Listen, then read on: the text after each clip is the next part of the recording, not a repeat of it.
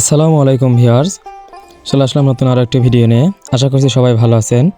গত 25 দিন আগে আমার যে হালিটি রোপণ করা হয়েছিল, তো সেই পেঁয়াজের হালির মধ্যে সাথী ফসল হিসেবে আমরা তরমুজ লাগিয়ে দিচ্ছি। তো আমাদের সাথে সাথে অধিকাংশ জমিতেই আপনার দেখা যাচ্ছে 100টা জমির 40-50টা জমিতে আপনার পেঁয়াজের সাথী ফসল হিসেবে তরমুজ লাগানো হয়। আমরা বন্ধন চিড়ের লাল সবুজ জাতের হাইব্রিড তরমুজটি এখানে রোপণ করছি। আমাদের এদিকে এভাবেই তরমুজ লাগানো হয়। তো তার জন্য আপনারা সর্বপ্রথম যে কাজটি করবেন সেটি হলো বীজ কিনে নিয়ে এসে 10 থেকে 12 ঘন্টা ভিজিয়ে রাখবেন। তারপরে আপনারা জমিতে দিবেন, তাহলে 100% জার্মিনেশন হবে। তো আমরা এখানে সুন্দর করে লোহার ট্যাঙ্কি ব্যবহার করে মাটি একটু আলগা করে নিয়েছি। তো এখানে প্রতিটি মাদাতে আমরা 3টি করে বীজ ফেলবো। একটি মাদা থেকে আরেকটি মাদার দূরত্ব হলো আপনার 5 হাত, সব দিকেই 5 হাত, আপনার স্কোয়ার শেপে 5 হাত করে আমরা লাগিয়ে দিচ্ছি।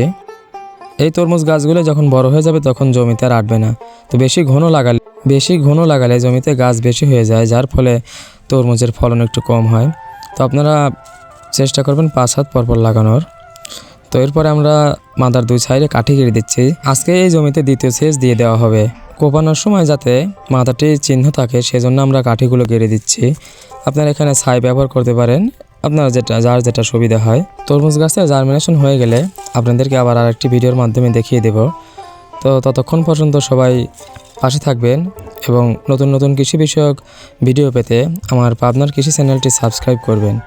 ধন্যবাদ সবাইকে। আসসালামু আলাইকুম।